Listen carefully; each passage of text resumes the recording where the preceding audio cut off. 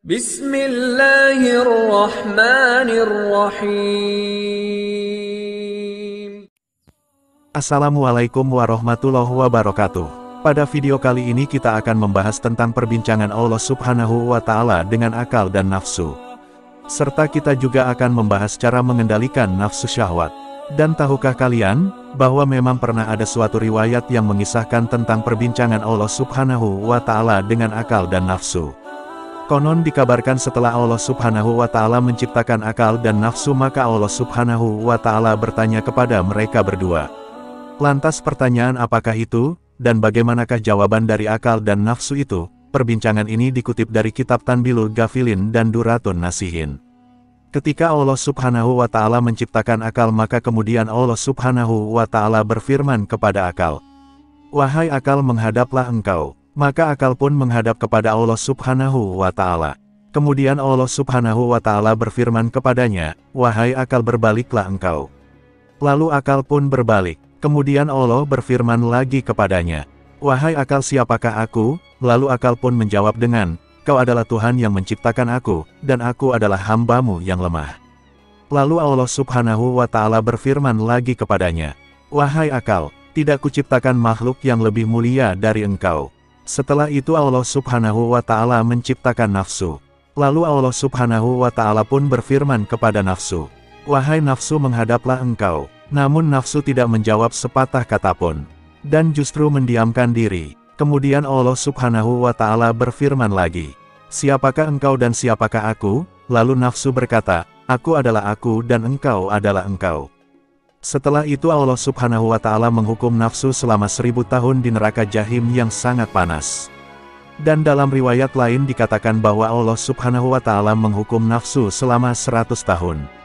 Setelah Allah menghukum nafsu di neraka Jahim selama 1000 tahun, kemudian Allah mengeluarkannya dan berfirman lagi kepadanya, "Wahai nafsu, siapakah engkau dan siapakah aku?" Lalu nafsu menjawab kembali, "Aku adalah aku dan engkau adalah engkau."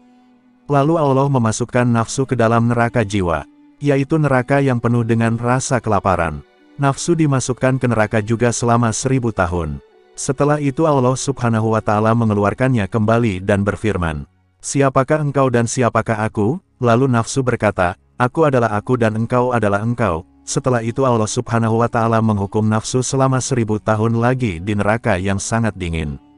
Kemudian Allah Subhanahu wa Ta'ala mengeluarkannya dan berfirman lagi, "Wahai nafsu, siapakah engkau dan siapakah aku?" Lalu nafsu menjawab, "Aku adalah aku dan engkau adalah engkau." Lalu Allah berfirman, "Masih begitu juga kah engkau, wahai nafsu?" Lalu Allah memasukkan lagi nafsu ke dalam neraka selama 1000 tahun. Dan dilaporkan setelah itu Allah Subhanahu wa Ta'ala mengeluarkannya dan kembali berfirman kepada nafsu, "Wahai nafsu, siapakah engkau dan siapakah aku?" Lalu nafsu menjawab, "Aku adalah hamba-Mu dan engkau adalah Tuhanku." Lalu Allah berfirman, "Wahai nafsu, sekarang engkau masuklah ke tubuh anak Adam." Dan sesungguhnya Allah Subhanahu wa Ta'ala menciptakan nafsu itu sebagai cobaan, untuk menguji manusia yang sudah sanggup memikul amanah dan juga sebagai sebuah penyaring bagi perbuatan anak cucu Adam. Tiap-tiap perbuatan anak cucu Adam yang dilandasi sifat mazmunah atau sifat buruk seperti riya, sombong, dan sebagainya, akan tinggal dalam seringan nafsu sebagai ampas. Dan segala perbuatan anak cucu Adam yang ikhlas karena Allah, akan melewati saringan hawa nafsu dan sampai kepada Allah Subhanahu wa Ta'ala. Setiap makhluk hidup memiliki hawa nafsu, terutama manusia. Sejak manusia lahir, Allah membekalinya dengan nafsu agar dapat menjalankan kehidupannya secara wajar sebagai makhluk hidup di dunia. Salah satu nafsu yang dimiliki oleh manusia adalah nafsu syahwat. Nafsu syahwat dapat mendatangkan kebaikan apabila dikelola dengan baik.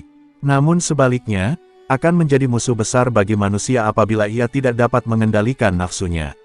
Dalam Kamus Bahasa Indonesia, syahwat diartikan sebagai nafsu untuk bersetubuh atau kebirahian. Kami mengutip dari beberapa sumber bahwa Allah menciptakan manusia dengan disertai syahwat, dengan faedah dan manfaat di dalamnya, yaitu untuk menghasilkan keturunan. Namun, apabila nafsu ini tidak dapat dikendalikan dengan baik, maka akan mendatangkan petaka. Sesungguhnya Allah telah menuliskan bagi anak-anak Adam bagiannya dari zina. Ia pasti akan mendapatkannya. Zinanya mata memandang yang diharamkan. Zinanya lisan membicarakannya. Zinanya jiwa mengharap dan membayangkannya, sedangkan kemaluannya akan membenarkan hal tersebut atau mendustakannya. Hadits riwayat Tirmidzi. Dalam Al-Quran Surah Yusuf ayat 31, Allah Subhanahu wa Ta'ala berfirman, maka tatkala wanita itu, artinya Zulaiha, mendengar cercaan mereka, diundang nyala wanita-wanita itu dan disediakannya bagi mereka tempat duduk. Dan diberikannya kepada masing-masing mereka sebuah pisau untuk memotong jamuan. Kemudian dia berkata kepada Yusuf, keluarlah, nampakkanlah dirimu kepada mereka. Maka tatkala wanita-wanita itu melihatnya mereka kagum kepada keelokan rupanya. Mereka melukai jari tangannya dan berkata, Maha Suci Allah, ini bukanlah manusia, sesungguhnya ini tidak lain hanyalah malaikat yang mulia. Dalam kisah Nabi Yusuf alaihissalam, meskipun beliau dicintai dan disukai oleh banyak wanita karena ketampanannya, Nabi Yusuf tidak serta-merta mengikuti nafsu syahwatnya untuk meladeni wanita-wanita tersebut. Berkat ketaatannya kepada Allah, lebih khusus pun memohon agar dijauhkan dari segala perbuatan buruk karena nafsunya. Dan berikut ini adalah cara mengendalikan nafsu syahwat. Untuk mengendalikan nafsu syahwat agar tidak menimbulkan perbuatan-perbuatan buruk, maka terdapat beberapa cara yang dapat dilakukan oleh seseorang. Yang pertama, menjalankan puasa. Dengan menjalankan puasa wajib ataupun sunnah, maka seseorang tersebut juga berlatih untuk mengatur hawa nafsunya. Puasa akan membuat seseorang menjadi terlindungi dari kerusakan akibat nafsu syahwat. Dalam surah Al-Baqarah ayat 183 Allah Subhanahu wa Ta'ala berfirman, hai orang-orang yang beriman, diwajibkan atas kamu berpuasa sebagaimana diwajibkan atas orang-orang sebelum kamu agar kamu bertakwa. Rasulullah Shallallahu Alaihi Wasallam bersabda, puasa itu adalah perisai. Maka apabila seorang dari kalian sedang melaksanakan puasa, janganlah dia berkata rafat ataupun kotor, dan jangan pula bertingkah laku jahil seperti mengejek atau bertengkar sambil berteriak. Jika ada orang lain yang mengajaknya berkelahi atau menghinanya, maka hendaklah dia mengatakan, aku orang yang sedang berpuasa. Aku orang yang sedang puasa. Hadits riwayat Imam Malik dalam Al-Muwatta, Imam Bukhari dalam sahihnya, dan Imam Muslim dalam sahihnya. Yang kedua, cara mengendalikan nafsu adalah memperbanyak doa untuk mengendalikan nafsu syahwat. Seseorang dapat memperbanyak doa sebagai berikut. Ya Allah, aku berlindung kepadamu dari akhlak, amal, dan nafsu yang jelek. Hadits riwayat Tirmidzi. Yang ketiga, perbanyak istighfar. Dengan naiknya nafsu syahwat, maka setan akan semakin menggoda manusia untuk melampiaskan nafsu tersebut kepada hal-hal yang dilarang oleh Allah. Salah satunya adalah berbuat zina. Untuk itu, agar tidak mudah tergoda oleh godaan setan yang terkutuk, perbanyaklah membaca istighfar, agar senantiasa ingat dengan Allah. Dalam surah Al-A'raf ayat 206, Allah Subhanahu wa Ta'ala berfirman, dan jika kamu ditimpa sesuatu godaan syaitan, maka berlindunglah kepada Allah. Yang keempat, salat malam. Rasulullah Shallallahu Alaihi Wasallam bersabda, sesungguhnya aku biasa tidur dan salat, berpuasa dan berbuka, dan aku menikahi wanita-wanita. Maka bertakwalah kepada Allah, wahai Utsman, karena sesungguhnya keluargamu memiliki hak yang menjadi kewajibanmu. Tamumu memiliki hak yang menjadi kewajibanmu. Dan jiwamu memiliki hak yang menjadi kewajibanmu. Maka puasalah, berbukalah, salatlah pada sebahagian waktu malam, dan jujurlah pada sebahagian waktu malam.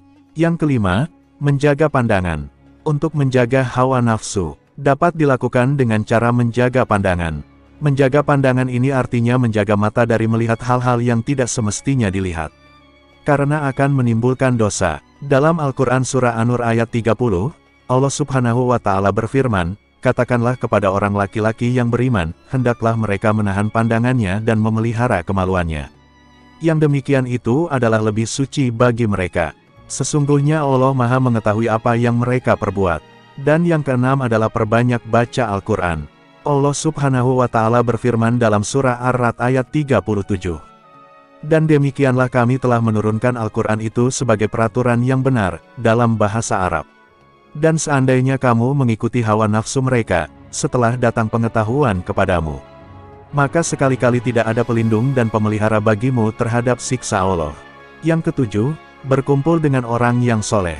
Salah satu hal yang dapat mempengaruhi perilaku seseorang selingkungan pertemanannya. Maka dari itu berkumpul dan bertemanlah dengan orang-orang soleh agar tidak tergiur untuk mendekati perbuatan-perbuatan yang tidak baik yang dihasilkan oleh nafsu syahwat. Yang kedelapan adalah menikah. Salah satu cara agar nafsu syahwat dapat digunakan secara positif dan justru mendapatkan pahala adalah dengan menikah.